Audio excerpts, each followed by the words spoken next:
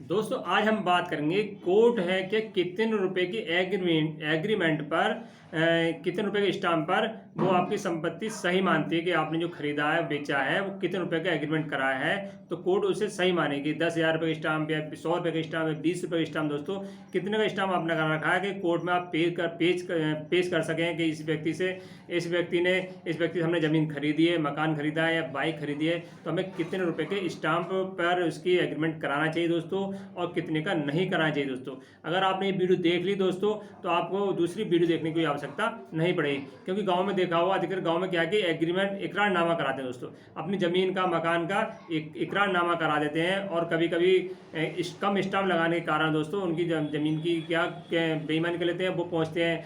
मान लो किसी व्यक्ति ने ज़मीन 10 बीघा 1 बीघा ज़मीन ली दोस्तों, 1 बीघा ज़मीन में उसने 1 लाख रुपए जमा पहले दे दिया दोस्तों।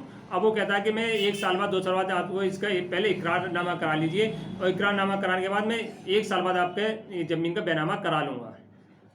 अब क्या होता है उस कंडीशन में कि आपने 100 रुपये के स्टाम्प पे इकरार करा लिया, 200 रुपये के स्टाम्प पे इकरार करा लिया, और वो जो बेचने वाला बेईमानी इकरार आपका इकरारनामा का बेईमानी कर जाता है कि मैंने ज़मीन तो इकरारनामा कराई नहीं, बेची नहीं। दोस्तों आप जाएंगे कोर्ट, तो कोर्ट में जाएंगे तो आपने 100 रुपये का 200 रुपये का जो स्टाम्प दिया दोस्तों, वो क्या होगा, कोर्ट आपको पूछेगा तो आपको कोर्ट क्या मानने से मना कर दे कि आपने सही स्टाम्प उस समय नहीं लगाए, हम इसमें कुछ नहीं कर सकते। फिर आगे प्रक्रिया चलेगी दोस्तों, कोर्ट जो कहेगा वो डिसीजन मान्य होगा दोस्तों। और बात तो दोस्तों सही स्टाम्प क्या है दोस्तों, हम बात करें संपत्ति के बारे में। दोस्तों 2 प्रकार की संपत्ति होती है दोस्तों, चल संपत्ति, अचल संपत्ति।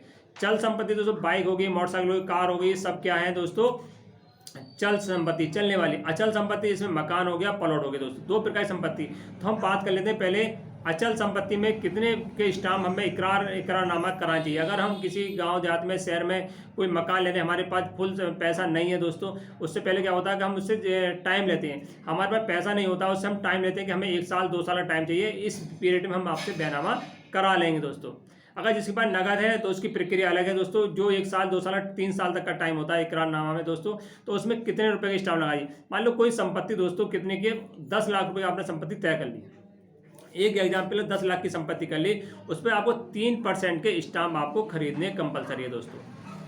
3% के आपको स्टाम्प खरीदने हैं दोस्तों। 3% आपको 10 लाख के 30,000 रुपये स्टाम्प आपको लेने पड़ेंगे। 30,000 रुपये के स्टाम्प पे आपको लिखा जाएगा कि आपने फला व्यक्ति से आपने ज़मीन इतने 10 लाख की खरीदी थी, और इस तारीख को, आज तारीख ये है 2024 में, हम 3 साल के अंदर या 1 साल के अंदर इसमें बैनामा कराएंगे दोस्तों। वो 3% के स्टाम्प आपने जो 30,000 के स्टाम्प जो स्टाम्प लिए हैं उन पर लिखा है दोस्तों। अगर कल को 1 साल या 2 साल में वो बेईमानी बेचने वाला करता है तो आप दोस्तों कोर्ट में पेश हो सकते हैं। आपकी बात कोर्ट मानेगा दोस्तों, आपने पहले से स्टाम्प ड्यूटी भरी है। क्यों स्टाम्प ड्यूटी दोस्तों राज्य सरकार को जाती है दोस्तों। टैक्स जो होता है कोई स्टाम्प का राज्य सरकार को जाती है, और वही कोर्ट के नियम के अनुसार दोस्तों वो आपने स्टाम्प पहले ही भर दिया तो कोर्ट आपकी बात सुनेगी दोस्तों। जो बेचने वाला है दोस्तों, अगर 3% आपने इकरारनामा करा रखा है स्टाम्प पे, तो बेचने वाला व्यक्ति आपके साथ बेईमानी कभी नहीं करेगा दोस्तों। अब बात करें कि आप सोचेंगे अब 1 साल बाद हम बैनामा कराएंगे और 3% हमारा पैसा बेकार जाएगा दोस्तों, ऐसा हरगिज नहीं है। अगर उस समय हर एक राज्य सरकार में बैनामा की जो परसेंटेज अलग अलग होती है, किसी में 7 है, किसी में 5 है, किसी में 4 है। अब हम उत्तर प्रदेश की बात कर लेते हैं दोस्तों, इसमें महिलाओं के लिए 6% और पुरुष के लिए 7% है। अगर मान लो महिला के लिए आपने वो जमीन का सौदा करा रखा है, 6% आपने स्टाम्प ड्यूटी देनी है। मान लो 1 साल बाद आपने बैनामा कराया, इकरारनामा करा रखा था, आप सोचते हैं बैनामा करा, हमारा पैसा इकट्ठा हो गया, तो उस समय आपको 3% आपने पहले जमा कर दिया।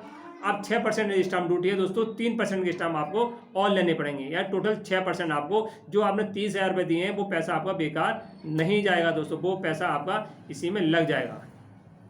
तो दोस्तों ध्यान रखें, आप इकरारनामा कराते हैं या किसी एग्रीमेंट कराते हैं, ज़मीन या प्लॉट बेचते हैं, तो आपको पहले से ही 3% स्टाम्प ड्यूटी देके एग्रीमेंट कराएं, अन्यथा वो कोर्ट में मान्य नहीं होगा। अब बात करते हैं चल संपत्ति में दोस्तों कितने रुपए का स्टाम्प वैलिड है कोर्ट के अंदर। आपने कोई संपत्ति, कोई कार बाइक खरीदी दोस्तों, तो उसमें कितने 500 रुपये का स्टाम्प आप एग्रीमेंट कराएं। 100 रुपये 200 रुपये का एग्रीमेंट नहीं कराएं। अगर बाइक या कार या कोई ट्रक या बस खरीद रहे हैं तो 500 रुपये के स्टाम्प पे कोर्ट मान्य वैल्यू रखता है कि कोर्ट में आप पेश कर सकते हैं कि हमारे साथ धोखाधड़ी करिए, ये गाड़ी इतने की नहीं थी, इतने की थी, तो आप कोर्ट में पेश कर सकते हो दोस्तों। 2 चीज़ें ध्यान रखना है, चल संपत्ति चल संपत्ति में 500 रुपये का, अचल संपत्ति में 3% का स्टाम्प लगा। जितनी आप संपत्ति लें, 1 लाख की लें तो 1 लाख पर 3%, जितनी लें वो आपका परसेंटेज पैसा जब आप बैनामा कराएंगे, इकरारनामा से बैनामा कराएंगे तो क्या होगा, वो पैसा आपका उसमें जुड़ जाएगा। जो बेचने वाला कभी भी भविष्य में आपकी बेईमानी नहीं करे, क्योंकि आपने 3% पहले स्टाम्प लगा रखा, उसने अपने मंजूरी दे रखी कि मैं 1 साल के अंदर अंदर इसका बैनामा कराऊंगा। दोस्तों गांव में देखा हो कि पैसा नहीं होता तो इकरारनामा पहले करा लेते हैं, जब उनके पास पैसा हो जाता है तो उसके बाद वो इकरारनामा को बैनामा में तब्दील करा लेते हैं, थोड़ा पैसा और लगता है। दोस्तों वीडियो अच्छी लगी लाइक एंड शेयर कर देना। जय हिंद, जय भारत।